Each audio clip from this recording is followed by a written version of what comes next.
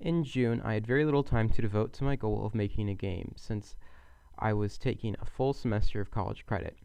However, I was still able to do a few game design related things. For one thing, I decided to play a series of older, more unique games to see what I could learn from a design perspective. GOG had a sale in June, and I picked up 7 games: Gothic, Crisis, Psychonauts, Spelunky, Far Cry 2, The Secret of Monkey Island, and Anno 1404. This month, I played Psychonauts and Crisis, and later in the video, I'll go over an aspect of design from each of those games I found interesting. In addition, I did spend a little time trying to make a momentum-based 2D platformer. My idea for the game was to make momentum a resource. You could spend momentum to do certain moves, or you would unlock better moves at higher momentum levels. I want to give the player the trade-off of faster speed and more options at high momentum, or more control but less options for movement at lower levels. With this system, I want to create a very high skill ceiling with a very low skill barrier to complete the game. If you are highly skilled, you could go through levels very quickly and collect optional collectibles.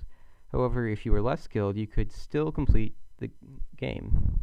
I had all these ideas, however, due to time constraints, I only implemented the momentum meter, the momentum counter, and basic jumping. However, moving from my game to the games I played, I started out by playing Psychonauts. Psychonauts is a 3D collectathon platformer, often considered a cult classic. The premise of the game is that you are a psychic that enters people's minds, and each level is a different person. Overall, I really enjoyed the game, and especially appreciated the creative level theming.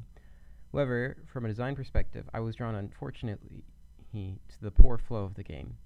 Bosses were especially bad at breaking the flow of the game. Bosses in Psychonauts took up an inordinate amount of time, and often devolved into a test of patience. I'd find myself longing to go back to platforming or exploration sections. Considering that the game is not really about boss fights, I really think the game would be better off if some of the boss fights were cut.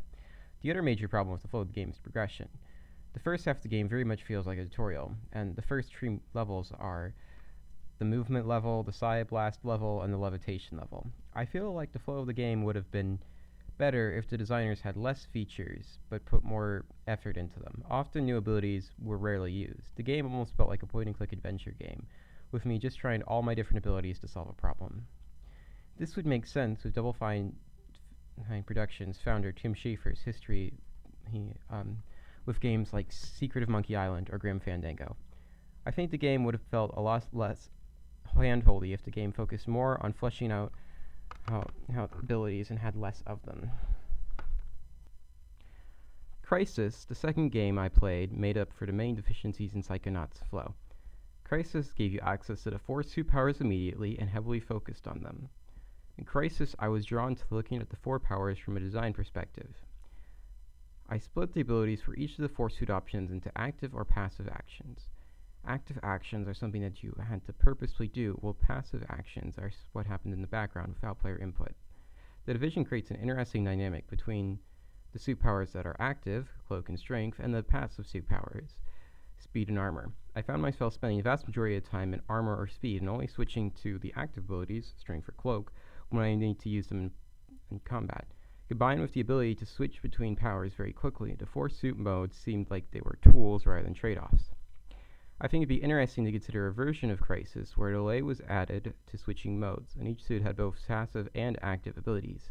This could force players to consider what mode they were in more tactically. Overall, however, I enjoyed the 4 suit powers and how they contributed to combat. Next month, I'll be using Mario Maker 2 to create my own Mario world, and I'll be playing Space Station 13 and Gothic.